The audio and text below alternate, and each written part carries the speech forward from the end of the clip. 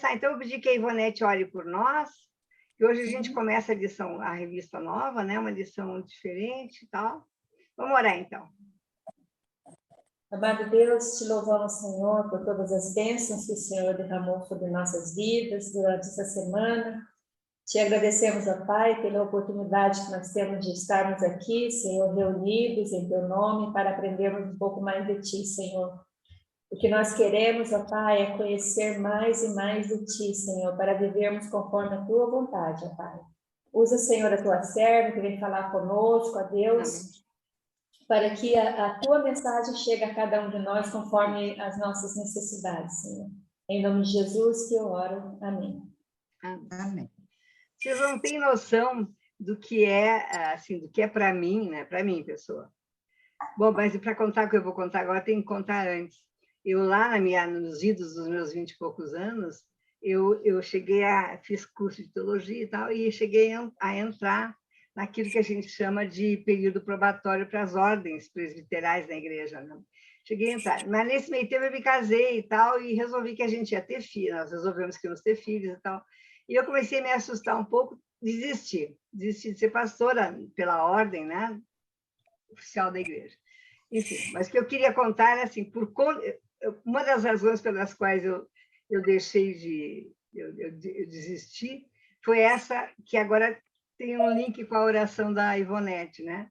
Que a tua serva seja capaz de falar em teu nome, né? Então, essa coisa de falar em nome do Senhor, no culto, a pregação, né? Essa coisa de...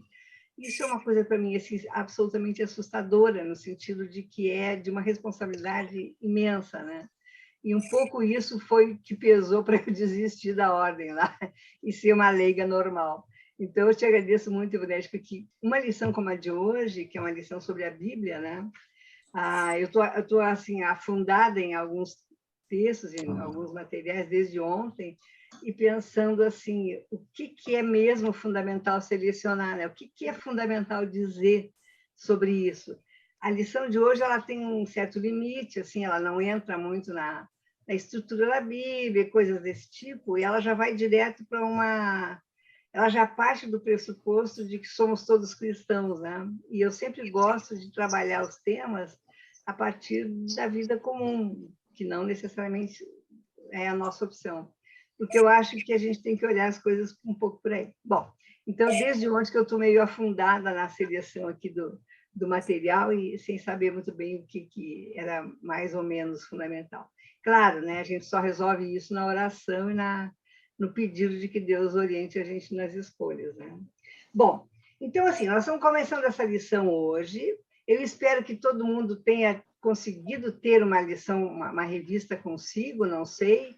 Eu tinha uma a mais, mandei para o Edivaldo sexta-feira, ela não deve ter chegado ainda, vai chegar acho que segunda ou terça, mandei pelo Sedex, que era a única que eu tinha a mais aqui em casa.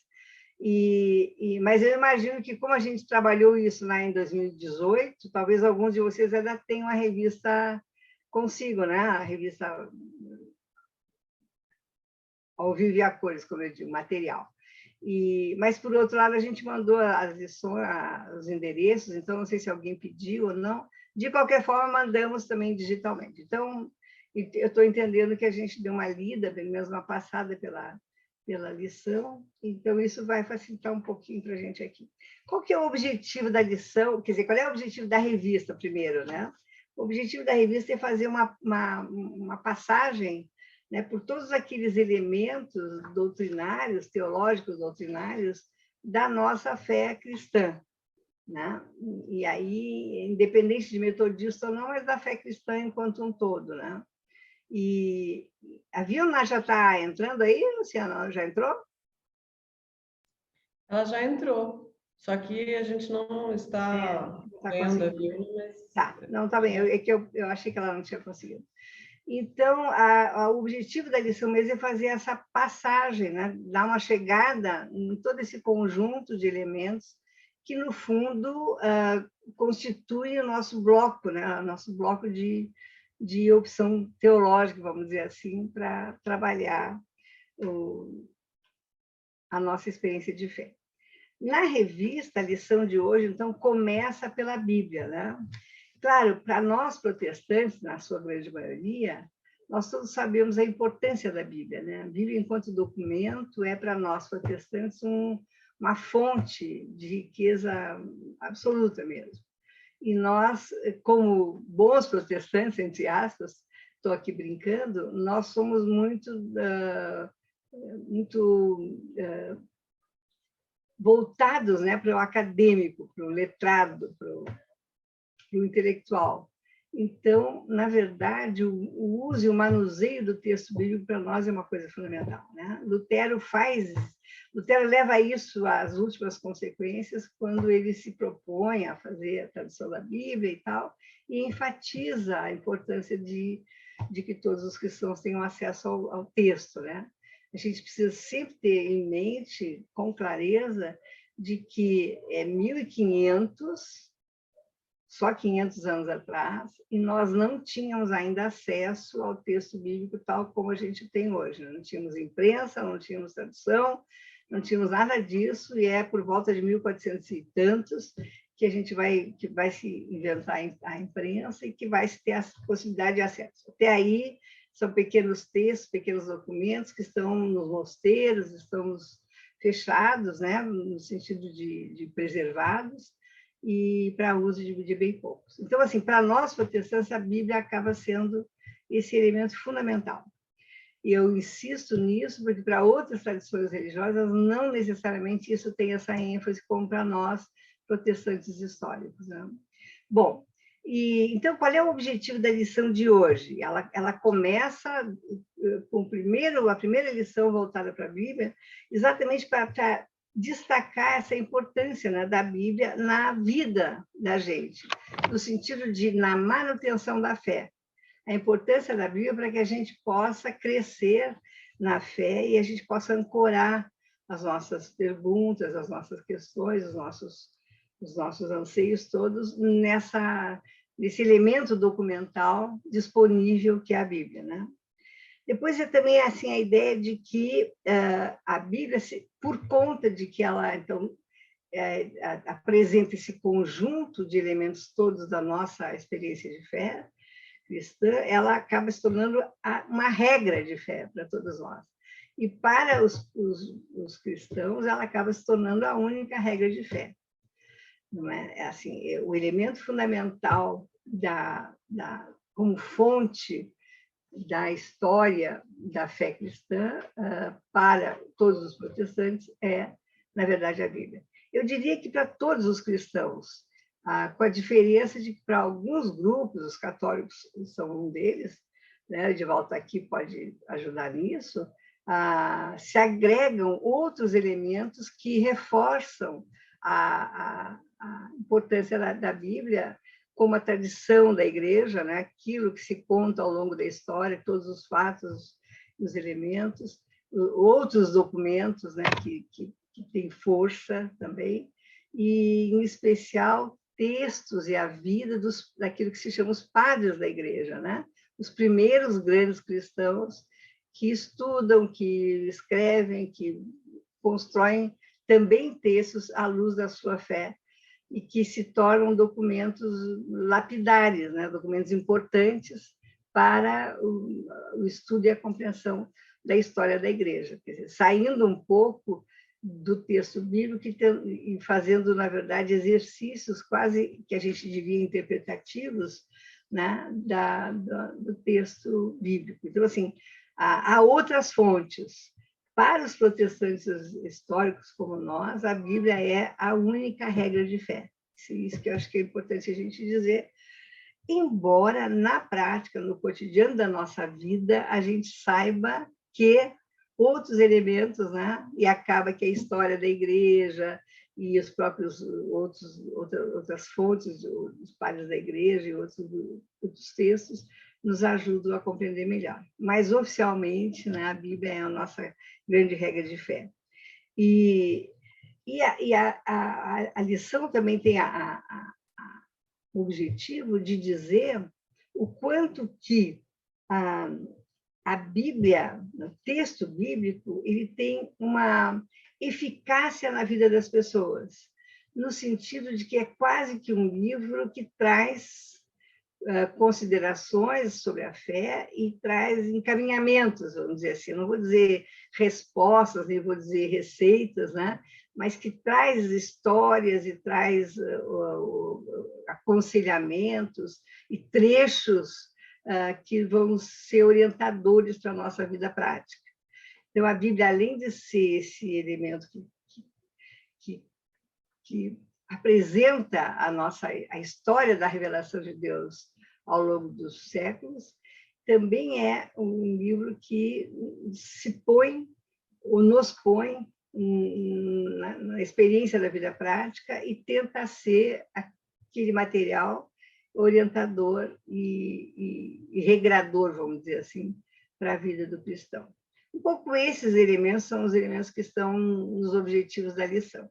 E aí a gente precisa, então, recordar algumas coisas que a maioria de nós já sabemos, mas que nos ajudam assim, a entrar no assunto para chegar no texto mesmo da lição.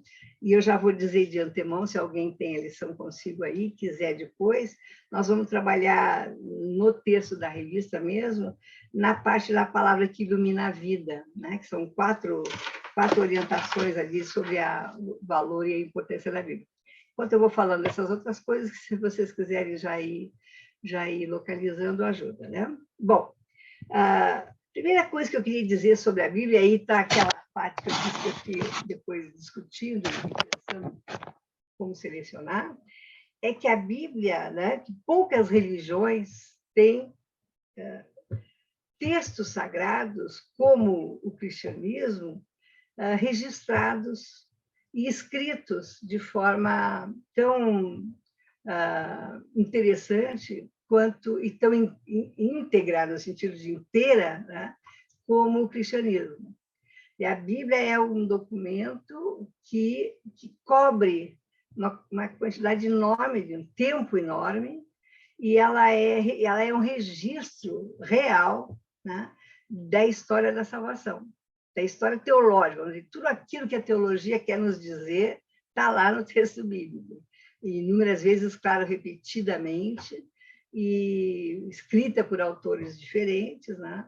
Mas assim, a história da salvação está ali. E é fundamental a gente saber também que ela não é um texto escrito em loco, né? Assim, aconteceu lá com Abraão no início da história bíblica e ali já se registrou. Não, por muitos e muitos e muitos séculos, essa história foi transmitida apenas oralmente entre o povo. Depois é que isso é registrado.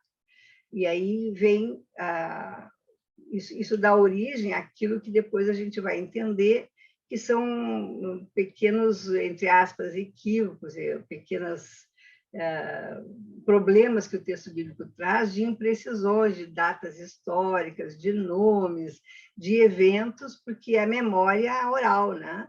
Então, depois os estudiosos bíblicos vão constatar que tem equívoco, enfim, mas nada relevante, no sentido de que nada daquilo que é a estrutura da história da salvação, que é efetivamente a grande intenção da Bíblia no relato do seu texto, tá?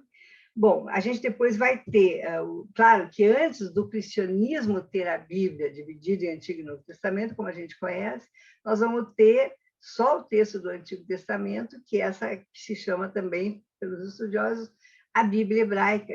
Ela está reduzida ao Antigo Testamento, que é utilizada pelos irmãos judeus, né? No judaísmo, então, nós vamos ter a Bíblia hebraica, e no cristianismo, a Bíblia na sua totalidade, incluindo o Novo Testamento.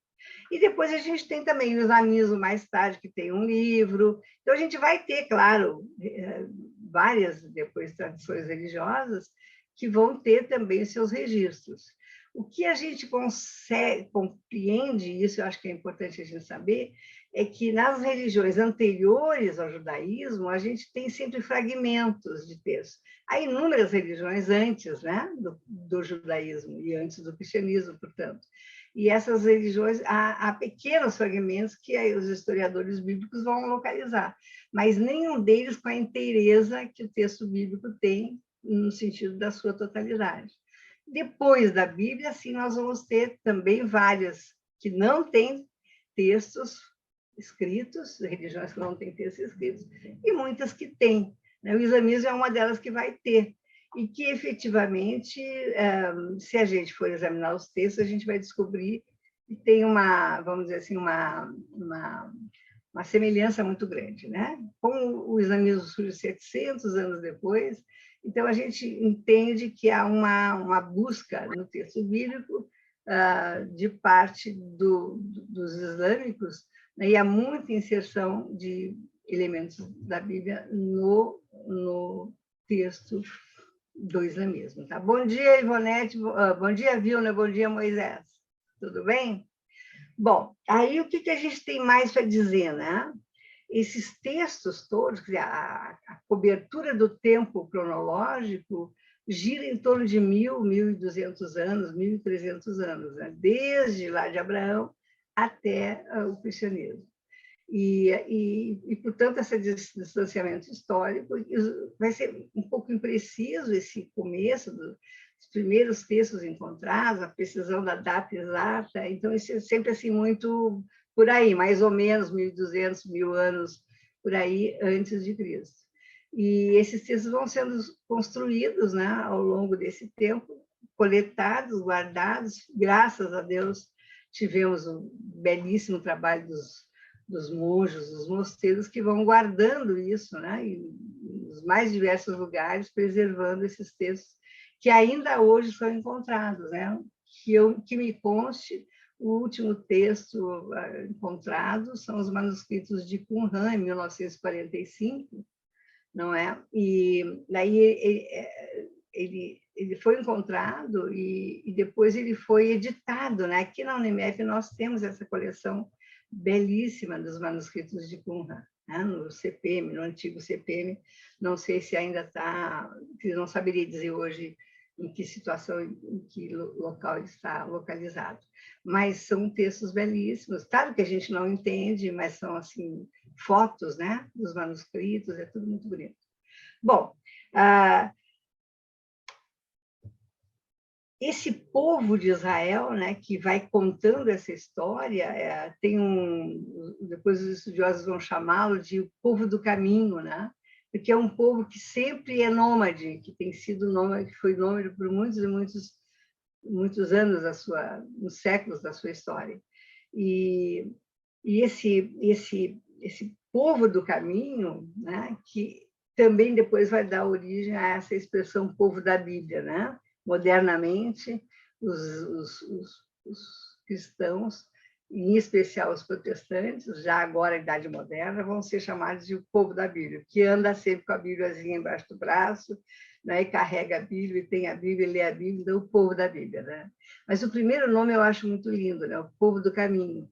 E nessa lógica do povo do caminho, a ideia de que, ao caminhar, né, leva a sua história, né? E, ao levar a sua história, preserva essa história. Então, entre os judeus, isso é um elemento belíssimo, que é a preservação da história do povo de Israel. É muito interessante, muito, muito bonito. Né? Bom, ó, chegou o Lucas e a Beatriz, olha que legal. Tudo bem? Bom dia. Bom te ver aí, Beatriz. Então, daí mais tarde, os cristãos, então, que são chamados o povo da Bíblia, né, vão dando sequência a essa história. Bom, aqui abrir-se-ia, né, uma gaveta, um capítulo novo, que são as traduções, aí nós não temos tempo para fazer isso hoje, não é essa a intenção da lição. Mas aqui nós temos N situações de ver como que a Bíblia vai sendo traduzida, como ela vai sendo preservada, como ela vai sendo alterada em algum momento, depois retoma, e tudo isso até que se fecha aquilo que a gente vai chamar de cânon da Bíblia. Né? Bom,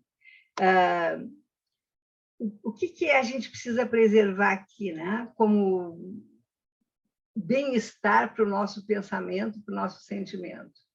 É sair do lugar de pensar que a Bíblia é esse texto inspirado diretamente por Deus, em que um autor vai pegar uma caneta, um lápis e vai escrever direto toda a história. Né? A Bíblia é uma composição de textos de diversos autores ao longo da história, em diversos tempos, portanto, em diversos lugares, com diversas intencionalidades, né? Com diversas formas de se manifestar na escrita, com diversos modelos diferentes de formas de comunicação, e, portanto, mostrando o seu lado humano, o seu lado da fragilidade, até com os pequenos equívocos que a gente falou, com datas e eventos históricos e tal, mas que, por mais estranho que possa parecer, se apresenta para nós, no final, com uma integridade, uma lógica e uma harmonia muito especiais. E que a gente, às vezes, ao ler, quase não consegue compreender como é que um texto vai emendando no outro de um jeito, não é, que tem sentido, que tem logicidade.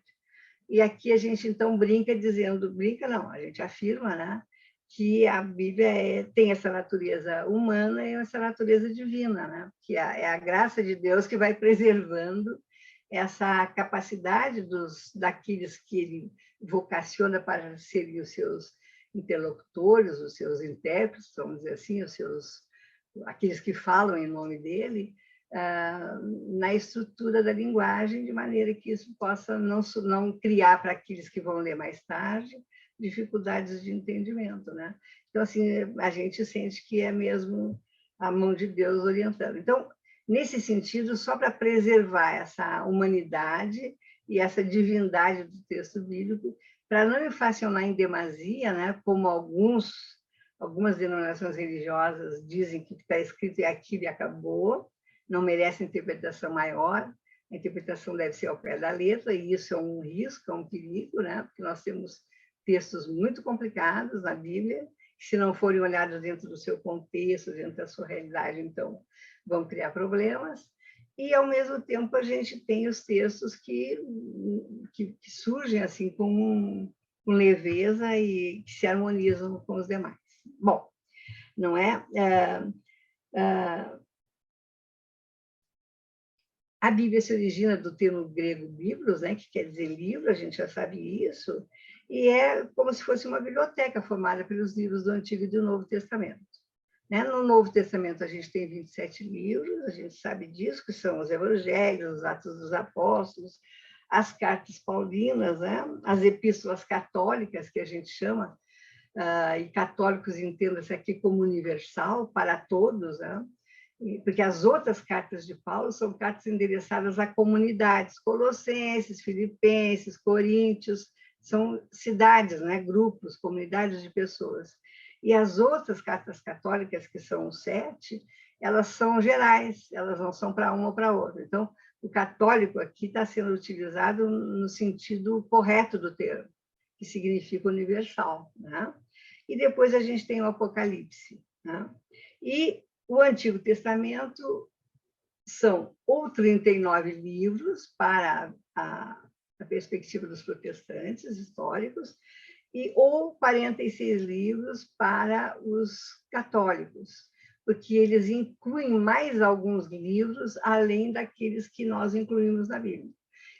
Enquanto que nós olhamos para esses outros livros do Antigo Testamento como outras fontes que ajudam a compreender toda a história da salvação, os católicos incorporam isso dentro do cânon católico. Então, é só essa diferença que tem. Eu sempre fico preocupada em reforçar isso. Nós não temos diferença entre o texto, entre a Bíblia católica e a Bíblia protestante, no sentido da estrutura do texto. Nós temos diferença no sentido da estrutura do livro Bíblia. Tem mais livros, mais pequenos livros ou menos, mas não tem diferença na construção do texto de cada um dos livros, né? Então, no Antigo Testamento, a gente tem os livros do Pentateuco, que são os 5 primeiros livros, aqueles difíceis de ler, chatinhos, né, complicados, né? Deuteronômio, Gênesis, são livros pesados, de leitura pesada. Depois nós temos os históricos, os sapienciais e os proféticos, né? Alguns vão fazer pequenas diferenças aqui entre os sapienciais, os de poesia, os que não são poesia, enfim. Mas, assim, na estrutura que eu estou usando aqui, eu coloquei todos juntos, né? Então, assim, um pouco esse panorama rápido sobre a Bíblia, só para a gente entender por que a lição, a revista, vai dedicar uma lição para esse livro, né? Por quê?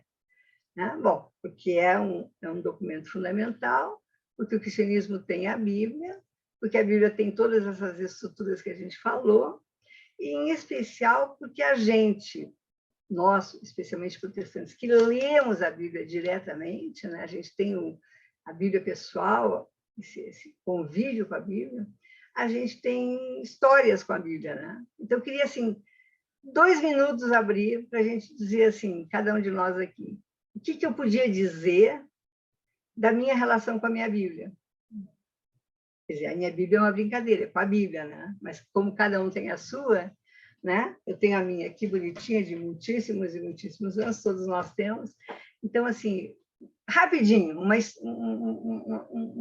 um pequeno elemento que diz, não, na minha Bíblia, com a minha Bíblia, vamos lá, para não perder tempo, já é tarde.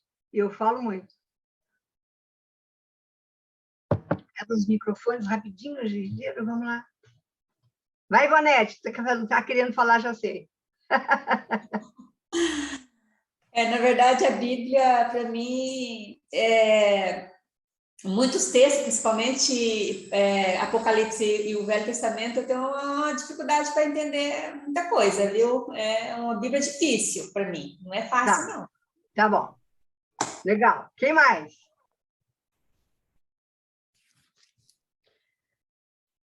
Vai, Lu. Não, a minha história são com várias Bíblias.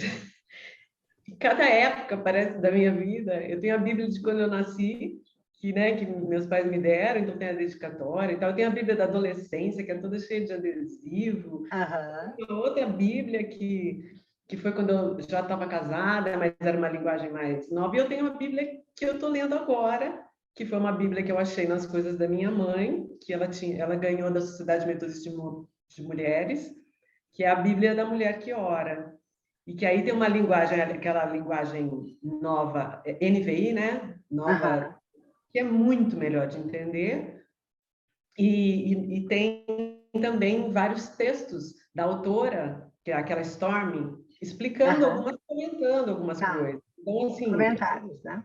Então, a minha experiência assim, atual está sendo a mais profunda, porque eu estou lendo tudo, eu estou quase terminando. Ai, que legal. Muito bom. Mas eu tive, ao longo da vida, assim, várias outras experiências, né? Mas eu acho que todo mundo tem um pouco isso, Lu. E depois que meu pai faleceu, né, como fui buscar as coisas lá, até você me ajudou bastante, né, Rosa, nisso, eu achei Bíblia, assim, da minha bisavó. Então, tem muitas histórias, assim, de Bíblias, assim, do meu avô, da minha bisavó. Então, assim, bem interessante mesmo. Bíblias, assim, bem antigas. Isso é muito bonito, assim, até vou aproveitar, Luciana, para dizer que numa família cristã, né, isso é muito interessante, porque o Gustavo guardava as Bíblias dos idosos que já tinham falecido. Não tinha várias Bíblias, nós encontramos nas coisas dele, que eram de uso de outras pessoas, né, da família, o que demonstra uma família que, na verdade, transitava no campo do conhecimento bíblico. Muito interessante, né? Quem mais? Um parênteses, essas Bíblias aí de avó, bisavó, se tiver anotações, deve ser interessante, que essas anotações vão mostrar como as pessoas entendiam, né, naquela época. Deve ser muito interessante. É verdade, é isso mesmo. Quando eu morrer, vocês acharem algum livro meu, vocês vão fazer esse mesmo raciocínio, porque eu risco todos os meus livros. Eu tenho um, que é que meu pai e a minha mãe usavam, agora mais recentemente. Principalmente a minha mãe. Então, ela está toda com datas, assim, de quando ela leu, sabe? Vê que legal isso, né? Muito legal. Fala, Vilna. Olha, então eu tenho essa minha, assim, antiga, mas não é muito antiga, não. E a Paula começou a ler uma Bíblia numa linguagem, assim, excelente. Eu falei, ai, Paula, vou entender mais ainda. Então, ela falou, eu falei, onde você comprou e tal? Ela falou, calma que eu vou te dar. E me deu essa daqui, olha, até diferentinha, não é? Bonitinha. Colorida e tal. Então, agora, é uma coisa que não sai de perto de mim, a minha Bíblia. Então, o dia que não dá para eu ler, que eu ando com uma correria, eu seguro antes de dormir, entendeu? Eu seguro, faço a minha oração e tal, mas é uma companhia, não é? É uma segurança que a gente tem, que eu tenho na Bíblia, desde que eu me entendo por Vilma, né? Lindo, né? E a Luciana tem mandado os textos da tal Bíblia dela, que aí eu leio e mando para muitas pessoas, entendeu? Aí, quer dizer, a Luciana não está lendo sozinha, não. Ela me manda quando ela acha muito, muito. Muito bom isso, muito bom. O que mais, gente? Zoé? Ó, você falou da sua que está novinha, a minha está exatamente o contrário, ó, de tanto que eu a uso. E essa Bíblia, ela foi dada pelo Instituto Piracicabano, Educacional Piracicabano, em 2011. Mas eu uso tanto ela, e a minha Bíblia é assim também, com marca-texto, com escritas, é muito marcadinha, porque é assim que eu acho rápido as coisas. Então, ela é realmente, como a Vilda falou, companheira de todo instante. Legal. Quem mais? Lucas, André, Edivaldo. Eu venho de uma família que não é ilustrada, no sentido de que não passou pela universidade, mas uma família que sempre foi leitora da Bíblia, né? Então, meu nono, pai da minha mãe, ele morreu com 103 anos, e segundo ele já tinha lido, ele era analfabeto, só lia a letra de forma, não lia a letra cursiva, então ele tinha lido a Bíblia já mais de 10 vezes. E a Bíblia que ele tinha em mãos, depois, assim, consultando, era a Bíblia do João Almeida, né? Era uma Bíblia de tradição evangélica. Mas eu assim, sou encantado pelo texto bíblico, né? Sou um leitor diário também. Já perdi as contas de quantas vezes eu li o texto, enfim. Né? Legal, Josa, muito bom. Alguém mais? Muito bem. Então, assim, só para a gente entender a mística que envolve a Bíblia, né? Esses depoimentos da gente aqui são absolutamente verdadeiros. É isso mesmo. Eu também, quando eu pego a minha Bíblia na mão, parece que eu peguei assim, a mão do Senhor, né? Eu tenho essa sensação sempre. E sou bem racional, assim, mas eu tenho essa sensação. Então, assim, a Bíblia tem essa mística em torno dela. E não é à toa que ela, então, origina, na verdade, né, esse estudo que a gente faz hoje, esse se debruçar da gente sobre ela para entendê-la, né?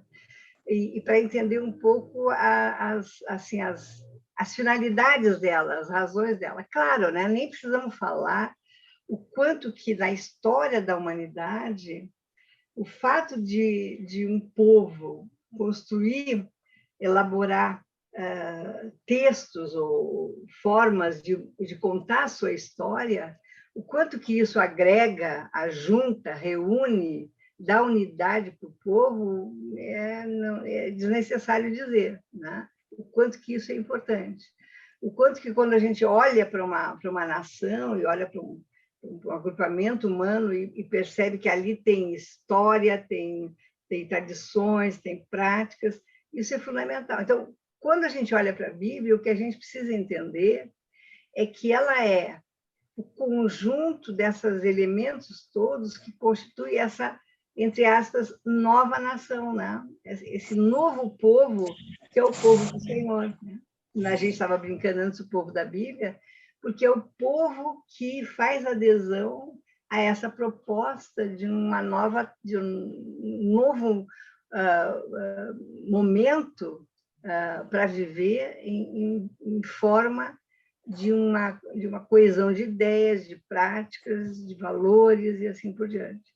Então, a Bíblia é um pouco esse conjunto, claro, né? E porque esse conjunto, ela vai aparecendo na própria história nos textos bíblicos.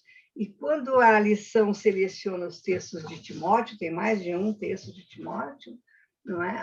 Aí a gente tem mais clareza ainda, porque a gente tem que pensar assim, quando a gente for ler os textos agora, eu vou pedir que a gente selecione aí, os outros textos são pequenininhos, breves textinhos. Nós vamos ler 2 Timóteo 3, 14 a 17, todo mundo. Agora, tem outros pequenos textos lá na indicação da semana, lembra que eu pedi para vocês darem uma lidinha? Então, eu queria que a gente localizasse rapidamente e um ou outro fosse lendo, porque são textinhos pequenos. A grande maioria deles está em Timóteo. E quando a gente lê esses textos, a gente tem que pensar o seguinte, que aí nós ainda não temos a Bíblia, tal como nós a conhecemos hoje. Nós temos aqui fragmentos de textos, né? O que alimentou as comunidades primitivas, toda a comunidade cristã primitiva, foram pergaminhos, pequenos textos, pequenos fragmentos que corriam a comunidade. Elas iam visitando. Assim, sabe aquela prática que os católicos têm de pegar a santinha e ir de casa em casa, visitando e vai ficando? Nós conhecemos isso, né? No prédio tem, as vizinhas, os amigos têm muito isso. Essa prática é mais ou menos uma coisa assim que se fazia com o texto bíblico. Né? Tinha um pequeno fragmento, um pequeno texto, essa pessoa que detinha ia levar a outra comunidade, ficava lá, estudava, lia, e assim. Então, assim, quando nós formos ler agora os textos de Timóteo e os outros textos, nós temos que ter clareza que se refere a fragmentos. E já eram, assim, poderosos no sentido de que eram importantes. Então, imagina quando se consegue ter todo o texto bíblico. Né? Vamos colocar o texto na tela, Luciana? Vou pedir que a Ivonete leia para nós, tá? Isso é Paulo, né, falando a Timóteo, tá?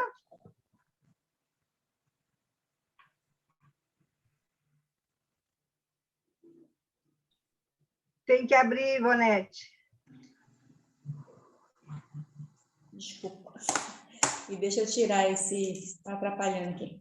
Tu, porém, permanece naquilo que aprendeste e de que foste inteirado, sabendo de quem o tens aprendido, e que desde a tua meninice sabes as sagradas escrituras, que podem fazer-te sábio para a salvação, pela fé que há em Cristo Jesus. Toda a escritura é divinamente inspirada e proveitosa para ensinar, para redarguir, para corrigir, para instruir em justiça, para que o homem de Deus seja perfeito e perfeitamente instruído para toda boa obra. Então, assim, não te afasta do texto bíblico, o texto bíblico e aqui a gente vai usar a expressão sagradas escrituras, né? Porque esses fragmentos de textos eram entendidos como textos sagrados. Claro, ainda não tem a inteireza dos textos, mas tem fragmentos deles, né? Alguém localizou algum outro texto? Pode ler para nós, a gente só ouve para não perder muito tempo tendo que colocar na tela, tá? Veja lá, que textos são? A gente tem 2 Timóteo 2, 15 a 17. Depois a gente tem 1 Timóteo 4, 13 a 16. Vamos lá, quem encontra já pode ir lendo para nós.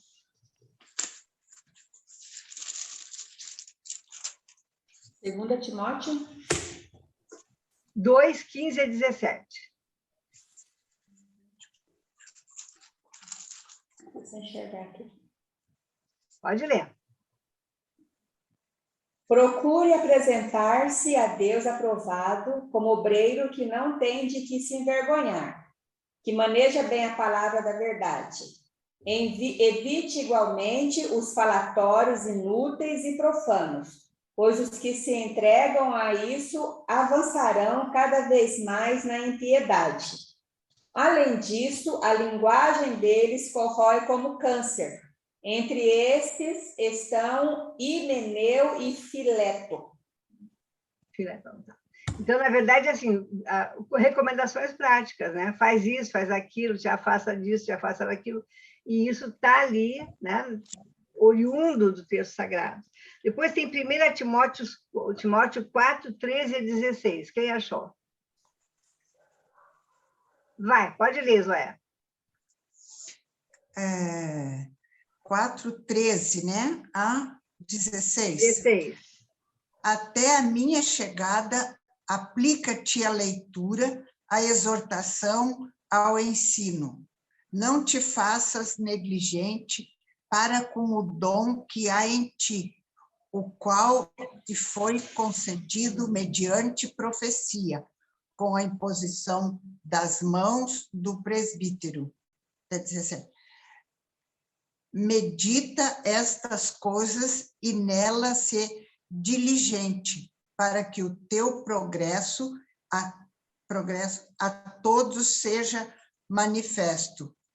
Tem cuidado de ti mesmo e da doutrina.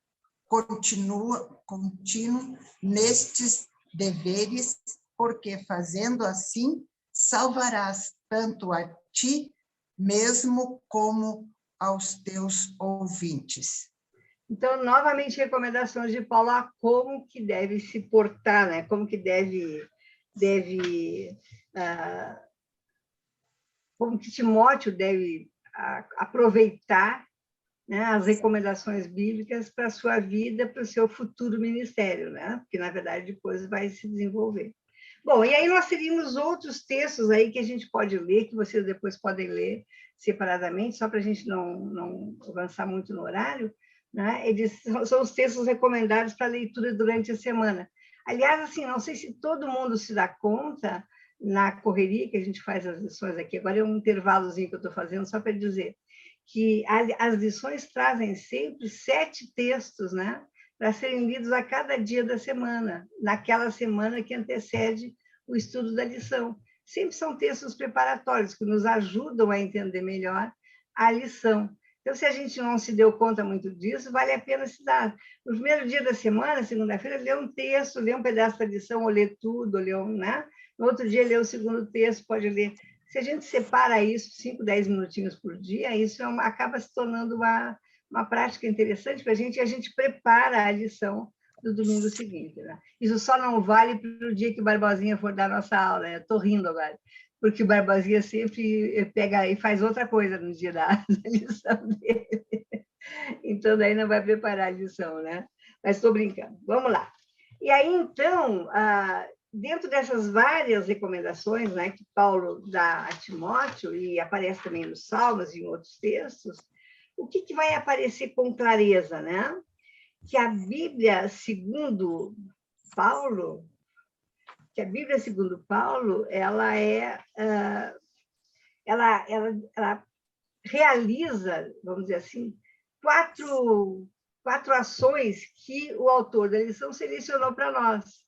Além de tudo isso que a gente está falando, os depoimentos que a gente deu e tal, na lição nós vamos encontrar assim, que a Bíblia nos ensina, que ela nos repreende nas atitudes equivocadas que a gente possa ter, que ela nos corrige, quer dizer, que ela nos aponta outras possibilidades a partir da correção que ela faz, e que ela nos educa para aquilo que se chama a justiça. Então, esse autor da lição selecionou essas quatro situações específicas que nos dizem, né, do papel da Bíblia na vida das comunidades, nas nossas vidas. Então, é nesse sentido que a gente vai trabalhar agora. Eu vou seguir bem a lição agora. Então, quem tem a lição aí quiser acompanhar, é o texto que está dentro da seção Palavra que Ilumina a Vida. Né? Então, ele vai dizer assim, que a Bíblia ela é útil, né? É útil para o ensino, para a didascália, né? Lá, aí, ó, bem aí. Dá para tu ampliar dá para ampliar isso mesmo. Aí, ó, bem legal. Ele é útil para o ensino, né? Então, quer dizer, a Bíblia ela é útil para o ensino, porque e aí a palavra que se usa, né, no grego é didascalia, às vezes se diz, né? E porque ela é a história da salvação, né? Ela revela os desdobramentos da história da salvação, que consiste exatamente assim em falar sobre aquele que idealiza a salvação, que é Deus, né? Sobre aquele que vai falar sobre o caminho da salvação e aí representado por Jesus, e aquele que é o povo herdeiro da salvação, que todos nós, aqueles que cremos, né? Então, na verdade, ela ensina porque ela ensina a história da salvação, que se resume aqui na estrutura do autor da lição, a apresentar aquele que ama e, portanto, oferece a salvação, o caminho para a salvação, que é a aceitação de Jesus Cristo, e o comportamento da gente enquanto seres humanos, que, diante da consciência do pecado, tal, fazemos a nossa opção, né, pelo seguimento de Jesus. Né? E ele vai dizer assim que o pecado, nessa caminhada, todo o pecado é que separa, né? É que faz a separação entre as criaturas e o seu Criador, e por isso se justifica a história da salvação. E que Deus oferece, né, estende a graça a todo o povo como uma resposta manifestada pela fé e pela obediência. Ser salvo, sentir-se salvo, não é um lugar de, digamos assim, de privilégio, mas é o lugar natural daquele que se sente filho de Deus, né? Aquele que foi amado, que pecou e que volta ao caminho do Senhor, né? E que Jesus é a manifestação mais profunda da presença do Senhor entre nós.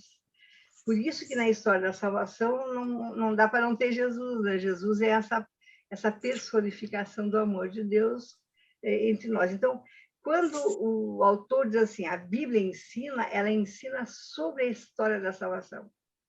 Ela nos conta essa história, que no fundo é o nosso grande resgate. Então, por que a Bíblia é importante? Ela é importante porque ela traz o relato de tudo aquilo que é fundamental para a gente se sentir amado, resgatado e salvo, né? Na história teológica, então, que a gente abraça dentro do cristianismo, né? Claro, nós não precisamos... não podemos esquecer João 3,16, né? Porque Deus amou o mundo de tal maneira que deu seu Filho. Então, esse é o versículo, talvez, que mais resuma, né, essa história da salvação. Né? E nesse sentido, o autor vai dizer, nós temos que olhar a Bíblia como uma fonte, né, de vida para nós, porque ela nos apresenta essa proposta do Senhor que salva a nossa vida. Né? Então, nesse sentido, é que ela é ensinadora, a Bíblia é ensinadora, porque é ali que a gente encontra essa história.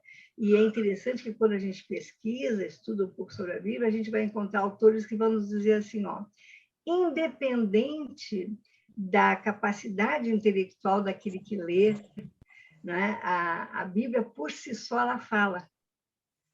Por si só, ela diz. E isso é a coisa mais... É a verdade mais profunda que eu posso dizer para vocês, que eu tenho certeza que cada um de nós sabe que é verdadeiro. Eu, como ex-mulher de pastor, né, a gente andou nas igrejinhas mais longínquas que vocês possam imaginar, nos cantinhos mais obscuros, assim, lá do Rio Grande do Sul, né?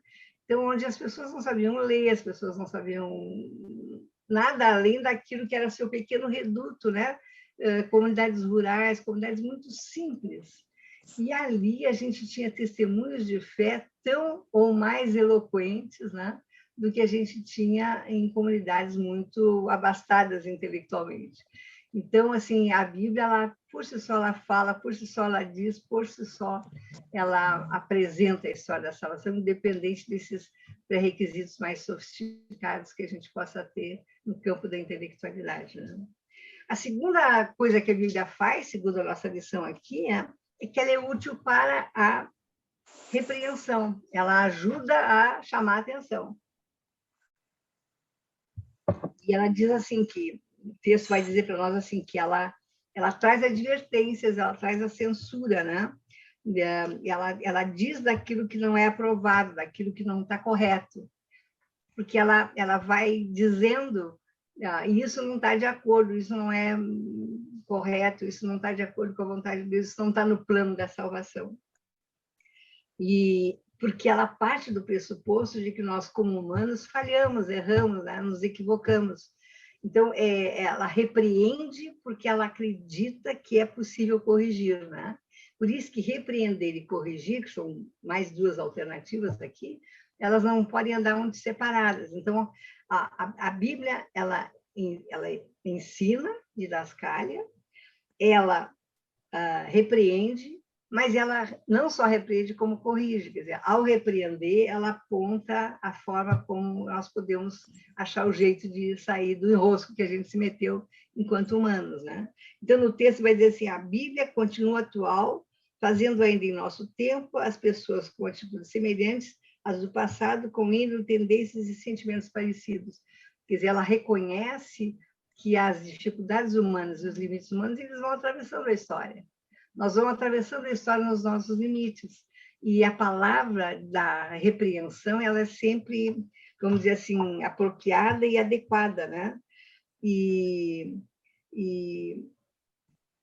aquele que é repreendido, segundo o texto, deveria ler a Bíblia, o texto bíblico, sempre em atitude de oração e de humildade, porque essa é a forma de a repreensão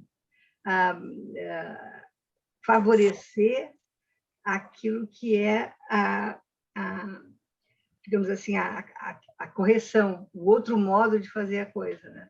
A oração e a humildade na leitura da Bíblia ajuda a repreensão a se tornar correção. Um pouco é essa a ideia que aparece na lição, né? Então, o terceiro item, ela corrige. Ela corrige porque ela aponta, né? A correção é diferente da repreensão, diz o texto, ó, porque a repreensão aponta o erro e não o aprova. Mas a correção busca endireitar os caminhos. Aqui o autor didaticamente separou uma coisa da outra. Eu, particularmente, não separaria. Eu acho que repreender e corrigir vem numa sequência, né? Porque só a repreensão, quer dizer, a constatação do erro, ela não faz nada além de repreender. Mas quando a gente fala repreender e corrigir, a gente já aponta a possibilidade da saída, né? Do equívoco, do erro, do pecado e tal. E a finalidade, então, da correção é sempre aperfeiçoar, né? Sempre dizer, você pode mais. Provavelmente, na finitude humana, nós todos vamos continuar errando, até que o grande dia do juízo aconteça. Mas nós vamos errar menos, talvez, ou errar em outras coisas, porque repreendidos e corrigidos, a tendência nossa é não errar mais naqueles aspectos, né? Tem um pequeno texto que diz assim, o mestre sabia que era preciso corrigir as atitudes erradas para nortear a caminhada do crescimento espiritual. O crescimento espiritual acontece na medida em que a gente vai sendo repreendido e corrigido. O crescimento espiritual é sempre essa superação das etapas, né, de repreensão e correção, né? Ele continua corrigindo em amor, apontando um novo caminho que nos propõe. A correção divina não é punição, a correção que Deus faz para nós não é punição, ela é cuidado, né? Ela é demonstração de afeto, de cuidado, de zelo e de compreensão do Senhor, né? E ainda por último, agora então, a Bíblia, ela educa para a justiça, ela ensina, ela repreende, ela corrige e ela educa para que nós sejamos justos, no sentido de que nós sejamos capazes, né, de ter valores éticos que sejam inspiradores ou norteadores das nossas ações, né? Ele vai dizer que os seres humanos, na vivência em comunidade, precisam de valores éticos. Se não tiverem valores, a vivência comunitária fica desordenada, né? Fica sem a noção do bem comum. E que o bem comum vem com os valores éticos que se originam do ensino, né? Da correção, da repreensão, da correção e desse desenvolvimento da noção de justiça para com os outros, né? A Bíblia nos ensina nos ensina, nos repreende, nos corrige, nos educa para colaborar com a nossa perfeição e espiritualidade genuínas, nos habilitar à prática de toda boa obra. Então, essa expressão boa obra é a obra boa em nome do Senhor, né? Se Ele nos chama para realizar boas obras. E as boas obras só podem ser realizadas quando nós estamos ensinados, repreendidos, corrigidos e ensinados para a justiça, despertos, né? Despertados para os valores éticos, em especial para o valor da justiça na vida comunitária, né? Então, para ir já caminhando para o fechamento, assim, né?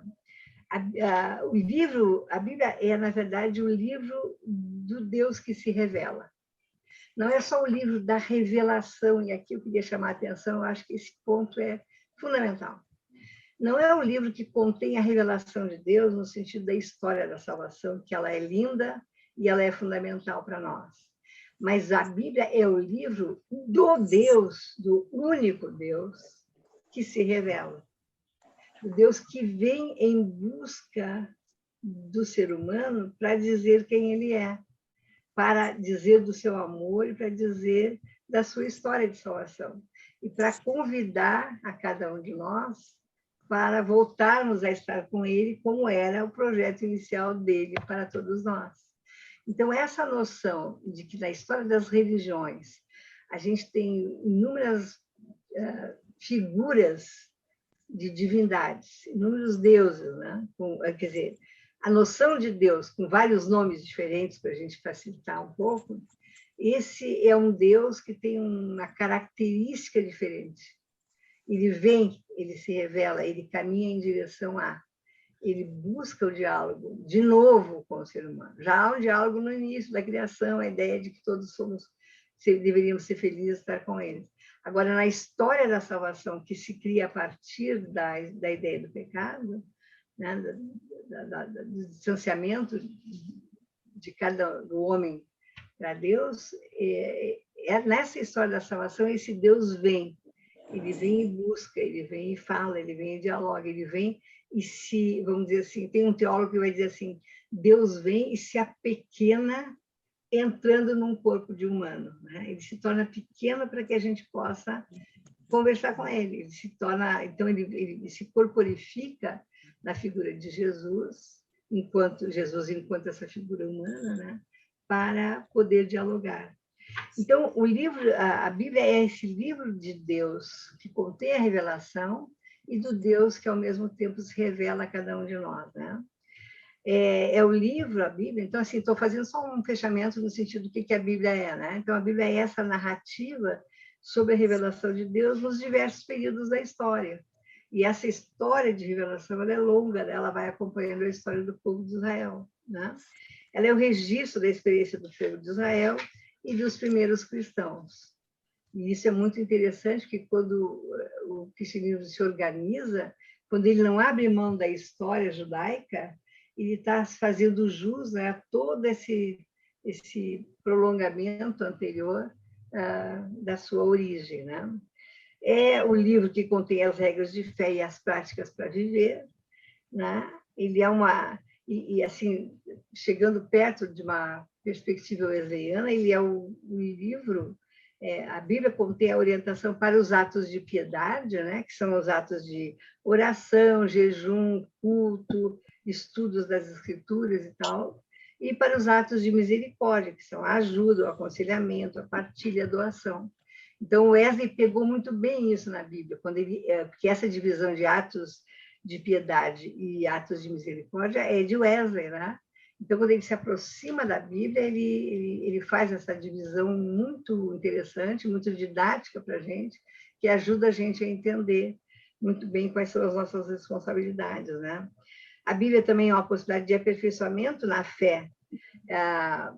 Alguns autores vão dizer para nós assim, é melhor ler mais a Bíblia do que ler mais sobre a Bíblia. Interessante isso, né? Crendo que, efetivamente, a leitura da Bíblia em si, ela tem poder para se revelar a cada um de nós e para se dizer a cada um de nós. Enquanto que, às vezes, estudar sobre a Bíblia não passa de um estudo sistemático como qualquer outro, né? Mas a leitura devocional da Bíblia, ela tem um poder que é próprio dela e que nenhum de nós consegue, vamos dizer assim, precisar, mas consegue sentir, né? Um pouco aquilo que a Vilma disse antes no depoimento, né? Que a Luciana também disse, é aquilo que energiza cada um de nós, é o poder mesmo da leitura da própria Bíblia, né?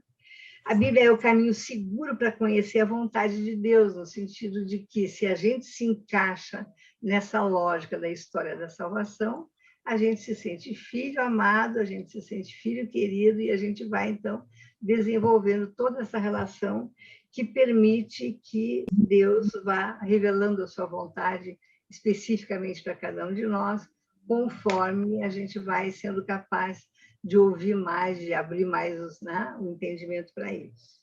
Bom, e assim nós poderíamos ficar aqui horas, né, dizendo um pouco sobre o que é a Bíblia. Para nós cristãos, entendo eu que é quase que um dado de realidade, assim, né? Quando eu estava preparando a lição, eu fiquei pensando assim, como seria crer nesse Deus sem ter o documento, a Bíblia em si, para fazer as leituras, para me aproximar mais, né? E eu me dei conta do distanciamento que eu teria desse Deus que não falaria, né, no texto escrito como ele fala para nós na Bíblia. Então, eu me dei conta assim, nossa, o cristianismo sem a Bíblia parece que seria um pouco esvaziado, né? Um pouco isso que eu queria estar dizendo para vocês, e abrir rapidamente aí para a gente trocar uma figurinha sobre isso, tá? Sobre a lição, sobre as coisas que foram ditas. Fiquem aí à vontade. Vamos lá. Eu hoje estou fazendo um outro papel, né? Porque eu sempre faço o papel de quem coordena aqui a conversa. Agora, hoje eu estou dando lições diferentes, tá? Vamos aproveitar o tempinho e vamos fazer algum comentário sobre... teve acréscimo, valeu, não valeu, isso aqui eu já sabia, isso aqui não sabia, enfim. E agora saudando a Dalene, que chegou correndo aí da igreja, porque ela estava lá na igreja. Luciana, fale. Podemos abrir todo mundo agora, né, gente? Para todo mundo poder falar sem gastar tempo. O que eu acho muito interessante, assim, na Bíblia, é saber que ela foi escrita por pessoas diferentes, em épocas diferentes, e ela tem a essência muito, né, semelhante, igual. Então, assim, como é interessante pensar isso, né? Que foram épocas totalmente diferentes, provavelmente pessoas que nem se conheceram, e que isso eu acho que é um fato bem interessante. E quando você estava falando desse Deus que veio, né, e que se mostrou, né, com pessoa, com Jesus, e também esse Deus que no Antigo Testamento ele faz outras alianças, né? Antes, né? Quer dizer, ele já se mostra antes, querendo sempre estar fazendo essa aliança, antes até da nova aliança, que seria... Verdade. Legal, Lu, bem legal. O que mais?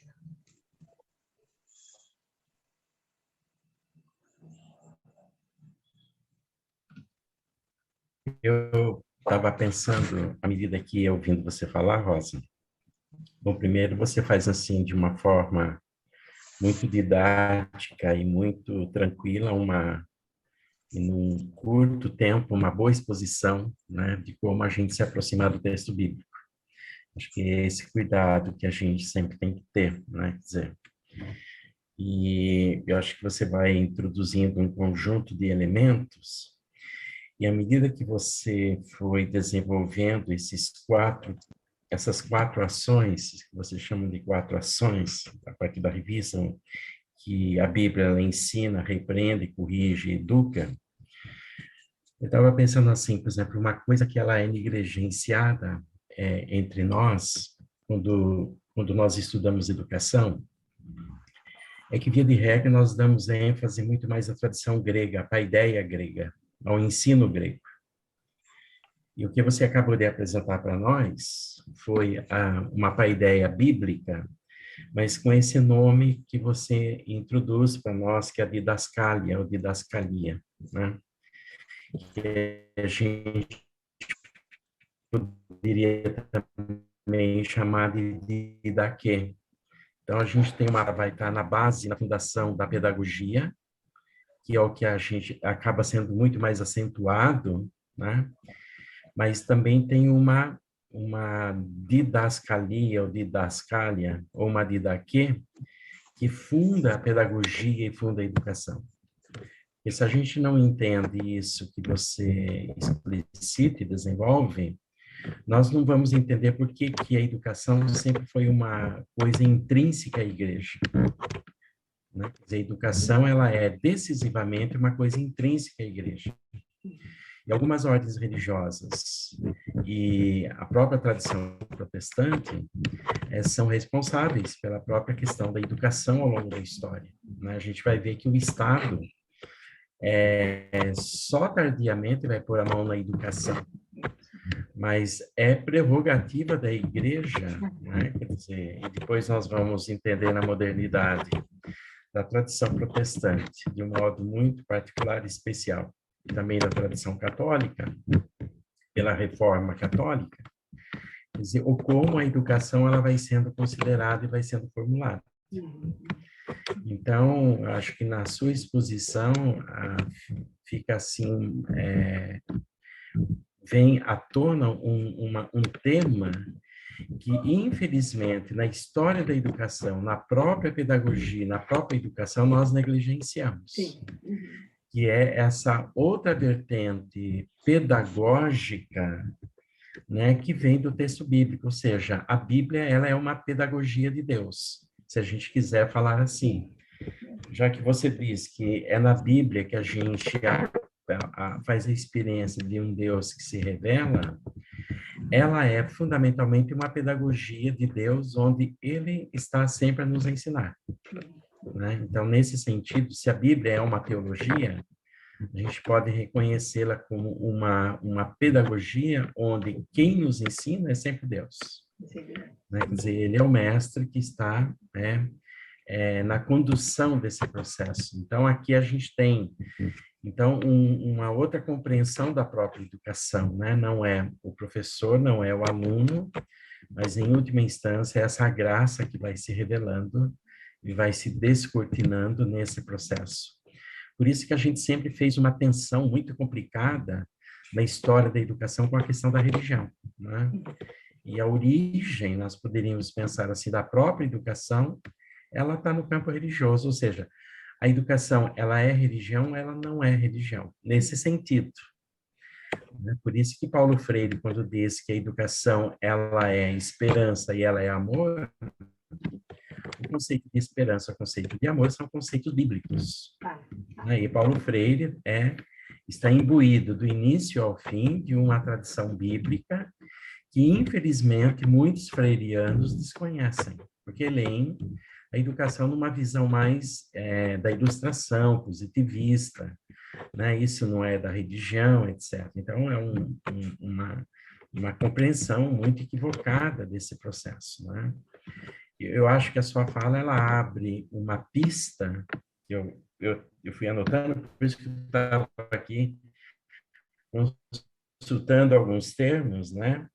E principalmente pegando o conceito de didaquê, que também tem a ver com ensino, doutrina, instrução, e a didaquê ela emerge no século I, né, que vai ser chamada de doutrina dos apóstolos ou catecismo cristão.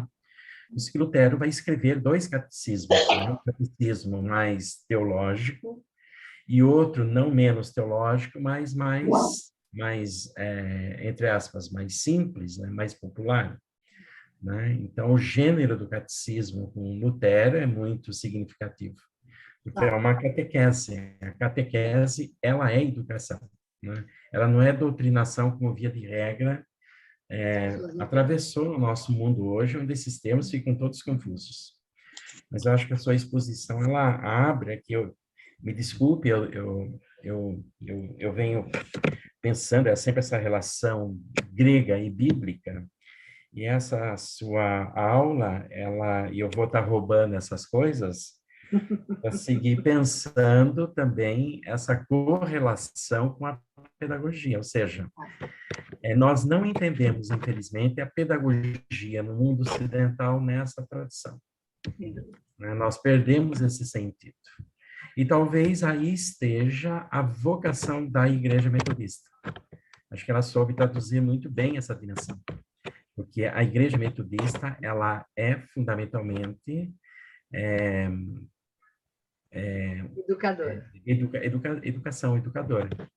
Senão ela não é, né? Quer dizer, acho que você revela essa chave para a gente, que ela é muito importante. E aí a gente sempre trazer à tona aquilo que a Darlene sempre traz, né? O documento Vida e Missão, porque acho que ele é uma expressão, talvez, a expressão mais madura daquilo que é o metodismo latino-americano, né? Quer dizer, do ponto de vista da tradução disso que você apresenta para a gente. Então, acho que a sua fala ela é iluminadora nesse sentido, porque essa questão ela envolve toda a cultura, né? O que é a paideia para o grego é a didascalia para a tradição bíblica, né? Quer dizer, e essas coisas vão se encontrando em algum momento, mas a gente acabou negligenciando ao longo da história, infelizmente, essa outra origem da educação, que é uma origem bíblica, uma origem semita, né? Uma origem onde Deus é o educador à medida que ele se revela, né? Quer dizer, quando Deus se revela na criação, na encarnação, na ressurreição, ele está educando. É uma pedagogia. E aí tem um livrinho do Eli, que ele desenvolve uma pedagogia a partir do Novo Testamento, né? Uhum. Mas isso a gente vai ver na tradição daqueles que foram os leitores da Unimep, né? No professor Gustavo, que escreveu sobre isso, no próprio professor Almir, que escreveu sobre isso também, e no próprio professor Eli, que desenvolveu essas questões, né? Então, por isso que acho que são as 3 figuras decisivas da Unimep, né? Sem essas figuras, eu acho que nós perdemos a Unimep. Então, porque eles tiveram essa compreensão, que acho que foi decisiva para nós, né, nesse processo. Enfim. Mas eu devolvo a palavra. Parabéns, Rosa. Muito legal a sua fala. Edivaldo não... Bom, eu e Edivaldo, e talvez a Vene, enfim, não vamos nunca nos libertar, né, do que foi a experiência da Unimep conosco. Está tatuada na nossa vida e a gente acaba levando lá. Mas eu queria voltar um pedacinho dessa coisa que o Edivaldo falou, dessa fala, dizendo que é no século XVIII, né, que a gente vai ter esse apossamento do Estado laico, né, do papel da escola, que vai se apossar e vai dizer, não, agora a escola vai ser uma iniciativa do Estado, né? E até então, como diz bem o Edivaldo, a iniciativa da educação ela é ou completamente secular ou vinculada às comunidades religiosas, né? No máximo que a gente tinha era professores sozinhos que iam lecionar nas casas, para as pessoas e tal, mas nós não tínhamos outra coisa senão escolas religiosas, né, voltadas para o que significava dizer que a educação toda ela tinha cunho religioso, né? Tinha a versão religiosa, e nós vamos perder isso exatamente no surgimento do Estado moderno, né? Quando o Estado puxa para si essa responsabilidade da escola, da saúde. Bom, daí a gente entra numa outra discussão, mas a gente perde aí toda essa estrutura religiosa na formação das pessoas em termos de educação. Voltamos lá para a Bíblia, o que mais que nós temos que dizer? Que agora a gente deu uma fugida aí da educação. O que mais que a gente tem a dizer sobre a importância da Bíblia? É isso mesmo? Alguma outra conclusão? Alguma outra coisa que tenha surgido na cabeça de vocês, como surgiu na do Edivaldo?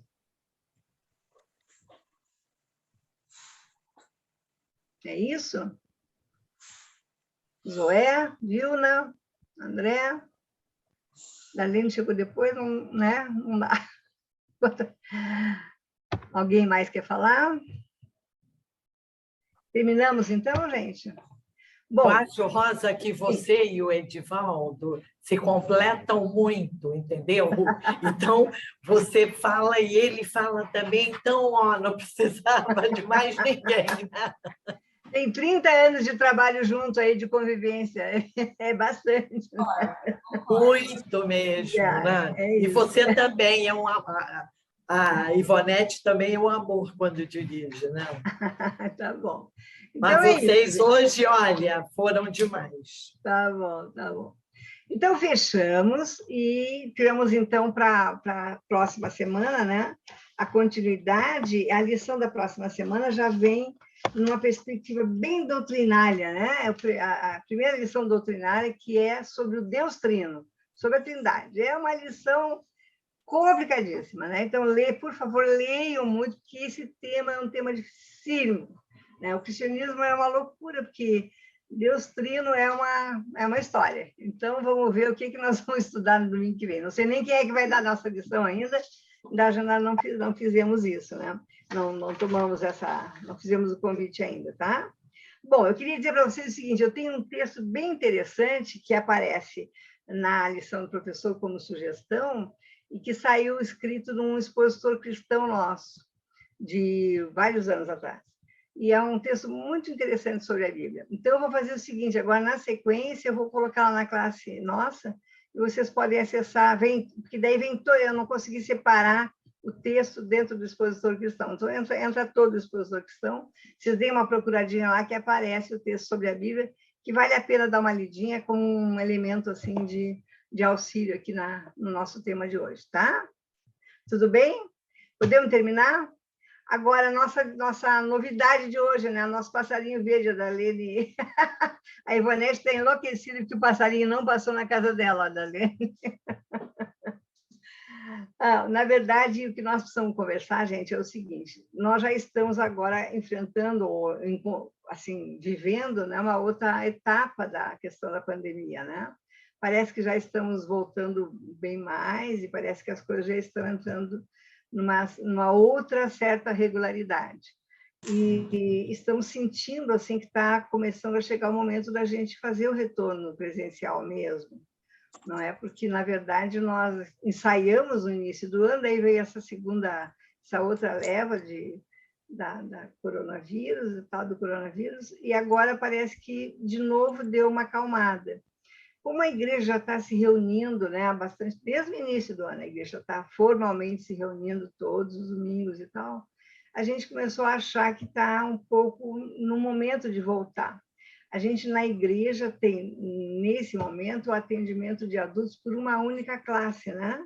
A classe da professora Meire, ela está atendendo, mas ela não está conseguindo a regularidade de todos os domingos, ela está tendo algumas dificuldades pessoais, então, nem todos os domingos nós estamos tendo classe de adultos, ou quando estamos tendo com substituição, né? Então, ela convida uma outra pessoa e tal.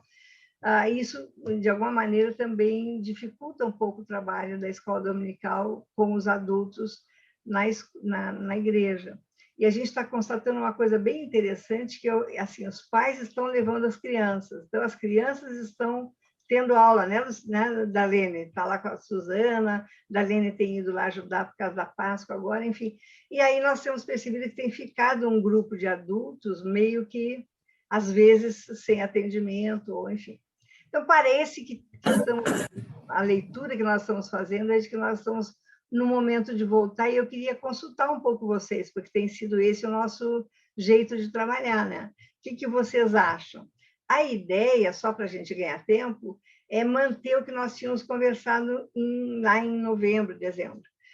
Voltando, continuar a transmissão. Então, as pessoas que são de fora, a Vilna, a Ivonete, que está morando fora, o Edivaldo, que está de longe e tal, o André, essas pessoas poderão continuar acompanhando, né?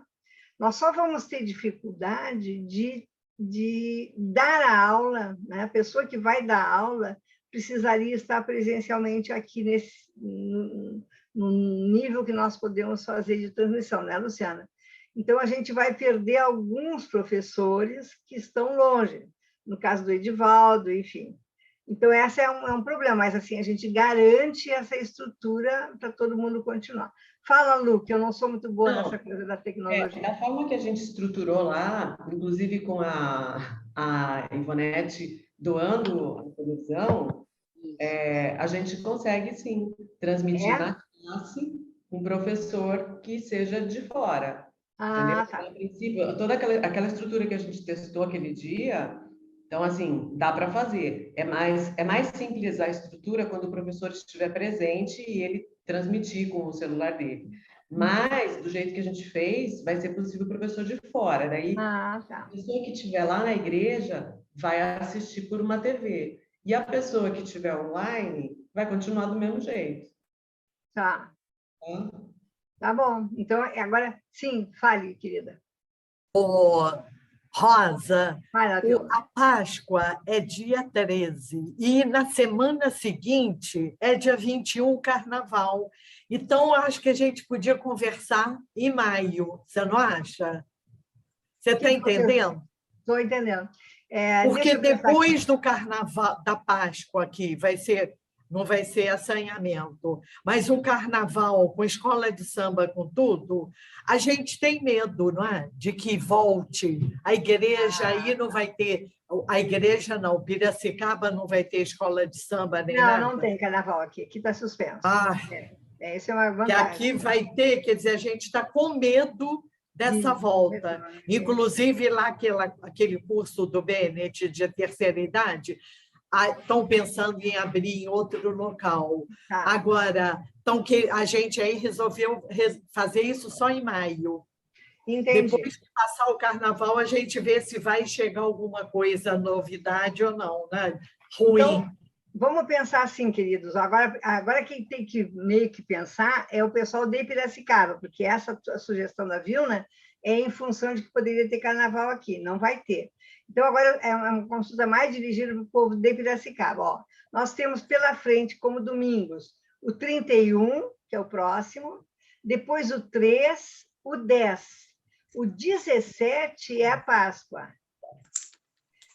Tá? Então, nós temos 4 domingos, se a gente começar no domingo que vem, nós teríamos 4 domingos antes da Páscoa.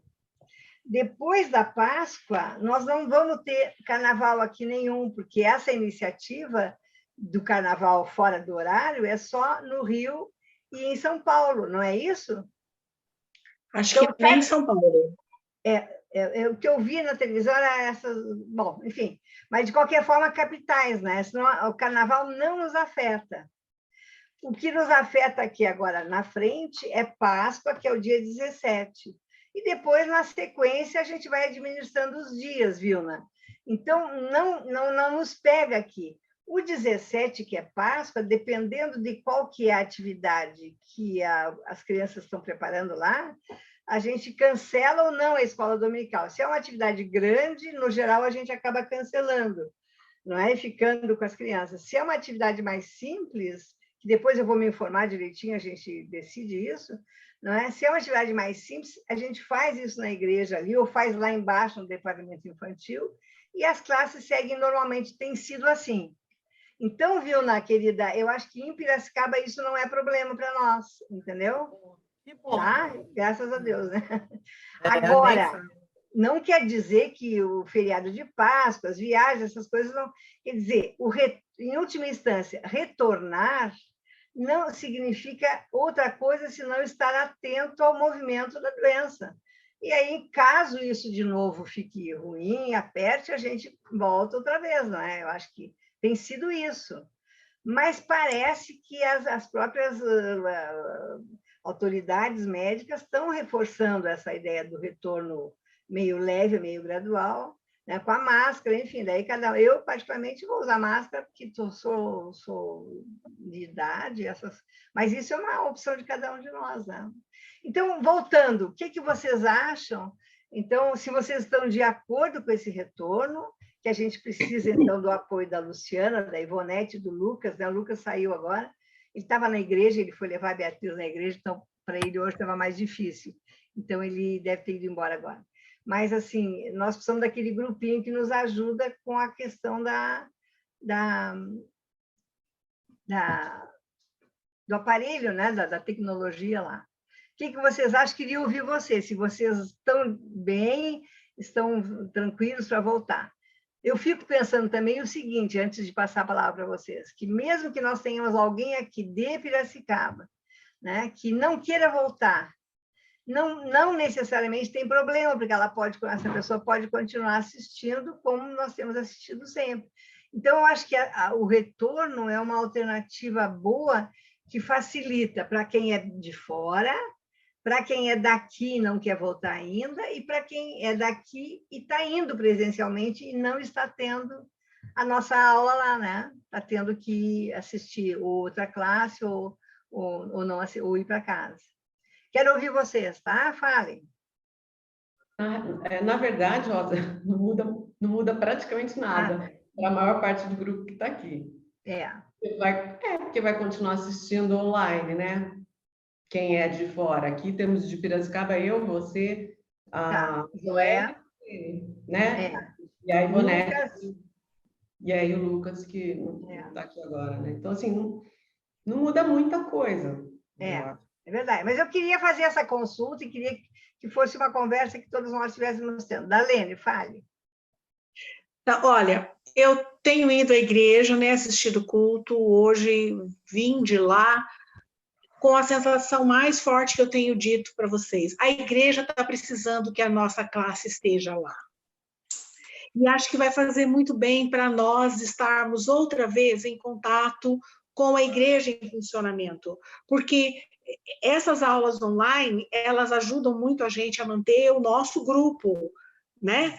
Estudando, fortalecido, atento ao que acontece na sociedade, mas o papel da igreja, né? Com todas as outras atividades que estão rolando, sabe? A igreja, por exemplo, está com o desenvolvimento de um programa de quaresma bonito, sabe? Bem feito, que a gente podia estar contribuindo, fortalecendo, disseminando, e nós estamos perdendo porque a gente, né, está nesse outro movimento que nos protegia até agora e tudo isso. Mas, olha, dá para ir, é seguro. Eu fui hoje com máscara, tinha gente sem máscara, tinha gente com máscara, enfim, cada um fica muito à vontade, os pastores estão dizendo muito isso, né?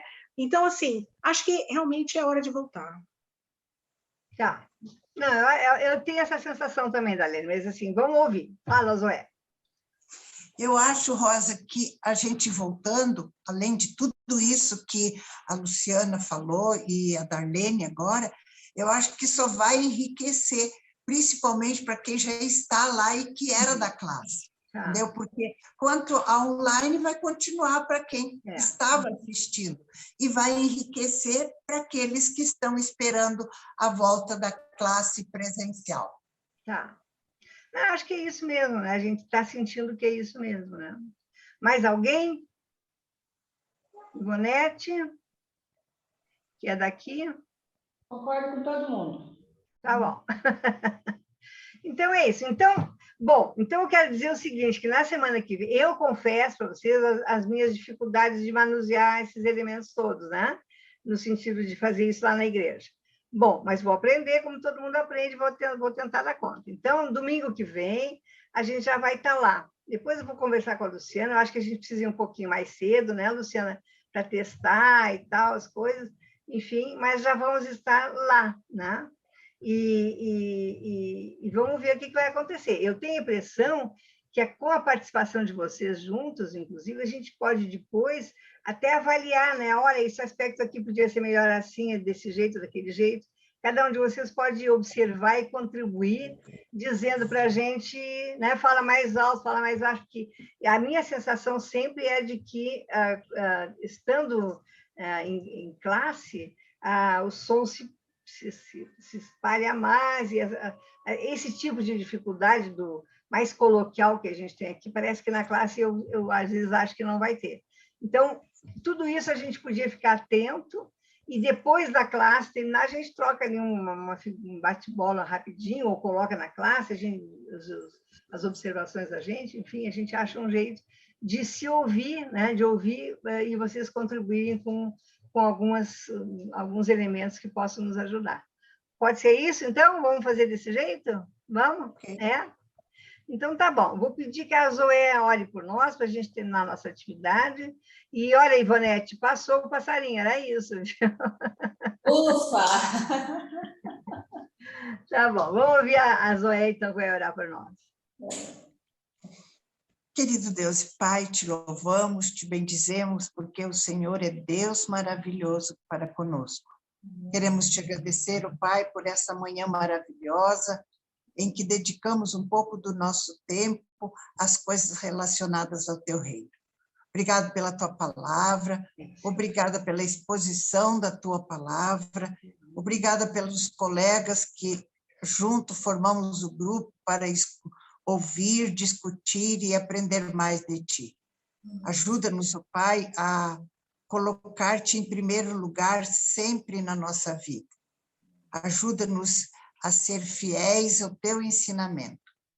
Obrigada por este dia e pedimos que o Senhor continue conosco, abençoando a cada um de nós, as nossas famílias e fortalecendo a nossa fé em ti. Nós oramos agradecidos no nome de Jesus. Amém. Amém, Senhor. Amém. Então, uma boa semana para todo mundo e até domingo que vem com experiências novas, não é? Tchau, tchau. Tchau, bom domingo. Tchau, tchau. Bom domingo para todo mundo.